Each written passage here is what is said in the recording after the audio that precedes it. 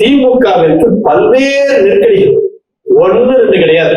காலு வைக்கிற இடம் கூட கண்ணி வெடி வைக்கிறான்னு சொல்லுவாங்கல்ல, அந்த மாதிரி திமுகவை சுற்றி, திமுக கூட்டணியை சுற்றிலும் திமுக முன்னோடி தலைவர்களை குறிவைத்து அமலாக்கத்துறை இன்றைக்கு காய் நகர்த்த தொடங்கியிருக்கிறது.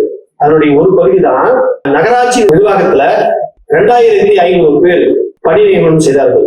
அந்த பணி நியமனத்துல எல்லோருமே நேரடியாக தேர்வு எழுதி அதுல பாஸ் பண்ணி நேர்முக தேர்வுல கலந்து கொண்டு அதுல வெற்றி பெற்று அதன் பின்னாடி ஒவ்வொரு படியாக செலக்ட் ஆகி தேர்ச்சி பெற்றவர்களுக்கு ஒரே ₹10 வாங்காமல் திராவிட மாடல் அரசு பணி நியமனம் ஆணையை வழங்கியிருக்கிறது. இது எல்லோருக்கும் தெரியும்.